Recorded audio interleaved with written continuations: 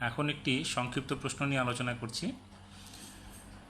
প্রশ্নটি হচ্ছে, কোনো ঘড়ির ঘন্টার কাঁটার দৈর্ঘ্য 12 সেমি, 20 মিনিটে ঘন্টার কাঁটাটির অগ্রভাগ কত দূরত্ব অতিক্রম করবে।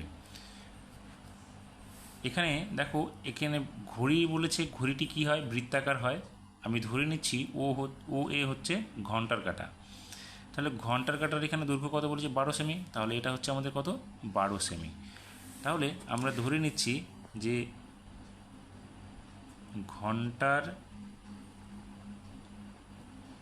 কাঁটার দৈর্ঘ্য ব্র্যাকেটে ও এ করে দিলাম, সমান চিহ্ন কত, 12 সেমি। দেখো, আমরা ঘন্টার কাঁটা যদি সম্পূর্ণ একবার বৃত্তাকারে ঘোরে সময় লাগে কত, 60 মিনিট। তাহলে আমাদের 20 মিনিটে কত দূরত্ব বের করতে হবে। এবার ঘন্টার কাঁটাটা 60 মিনিটে যেহেতু একবার প্রদক্ষিণ করে, তাহলে একবারে পুরোটা গেলে আমাদের কী হচ্ছে, পরিধিটা যাচ্ছে।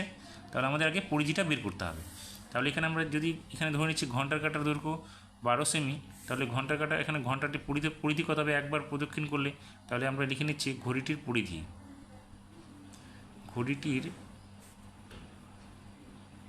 পরিধি সমান যেন কি 2 ইন্টু পাই মানে হচ্ছে 22/7 ইন্টু আর হচ্ছে 12 সেমি। এবার আমাদের কি বলেছে, আমাদের বলেছে 60 মিনিটে পুরোটা যেহেতু একবার বৃত্তাকার পথ যায়, তাহলে আমরা এখানে লিখব 60 মিনিটে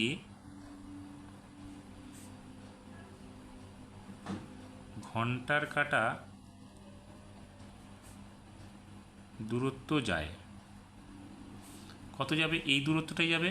তাহলে 2 গুণ 22 গুণ 12/7 সেমি। তাহলে 1 মিনিটে আমাদের কত যাবে, কম যাবে। তাহলে 1 মিনিটে যাবে কত, আমাদের 60টা নিচে ভাগ হয়ে যাবে। তাহলে 2 গুণ 22 গুণ 12, নিচে হচ্ছে আমাদের কত, 60 গুণ 7 সেমি। আমাদের যেতে হবে কত, 20 মিনিটে বলেছে।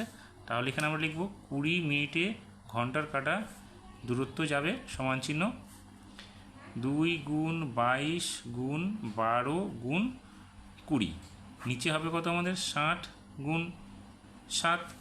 এবার দেখো, আমরা যদি কাটি এটাকে, তাহলে কত হবে, এখানে 5 হবে, 3 হবে, কারণ 3 মিশে 60, 3 দিয়ে এটাকে কাটলে কত হবে, 4 হবে।